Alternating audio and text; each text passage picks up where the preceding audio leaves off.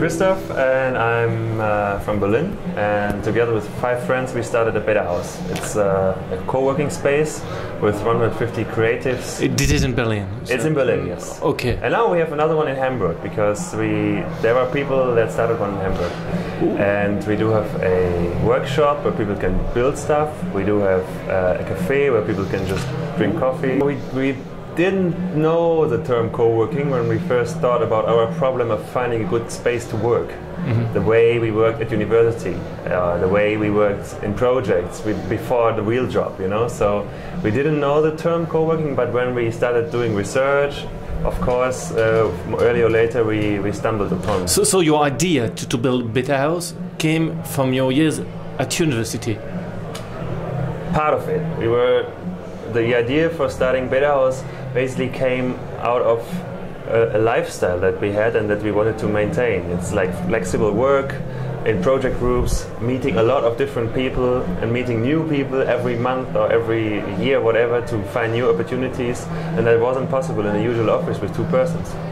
So you told me that you tried to meet some people who were doing stuff like you wanted to do. Yeah.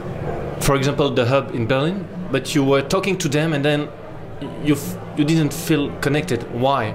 So when we started to really do research, we found a lot of people who were doing the same. We found like shared office spaces. We found something like the hub. It wasn't the hub by that time. It was, I don't know, it was called different. It was becoming a hub later. And we figured out that in our group of 6 people, we had a clear vision together how to make this space happen.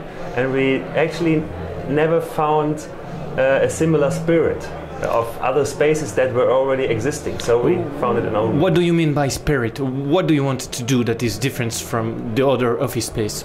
So it was basically, for us it was really important to do it in beta. That's why it's BetaHaus, just to try out. If it's a failure, start over again.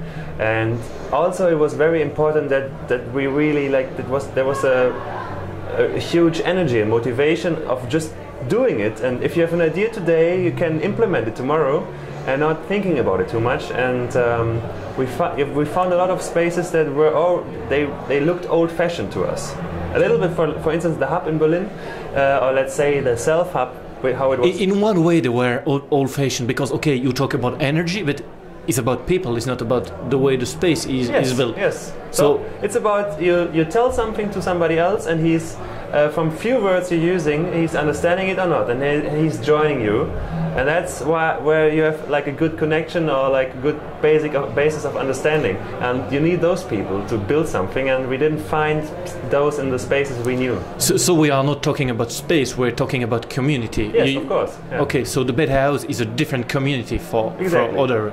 It's interesting. So for you, everything starts with the community. Exactly. Yeah, of course. Yeah. I mean, we did the first thing we did, because we didn't have a space. We did a party outside of a design fair, and we just put desks there, put Wi-Fi outside, and invited all the friends to work outside, and in the afternoon having DJs there and having a party under the name of BetaHaus. And the BetaHaus, since when did it start? When did it start? We started in April of 2009. And do you already a story or an example to show us that building a co-working space, that building a community can bring, I don't know, great business story, great interaction?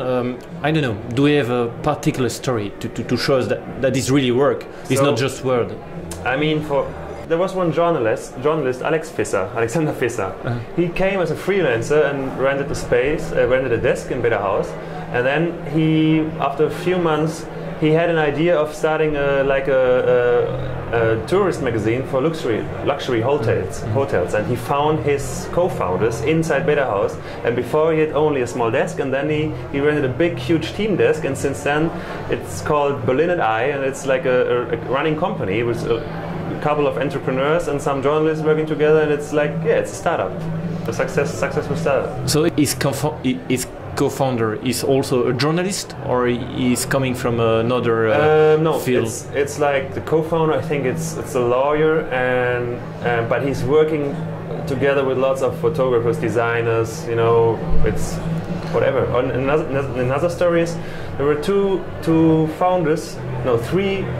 founders of a coffee selling company. They came with the idea of the company from outside, but now everything they need, like the photographer, like the designer, like, I don't know, and even the labeling machine for the deliveries, for the coffee deliveries, it's going to be built, or it's being built inside BetaHaus.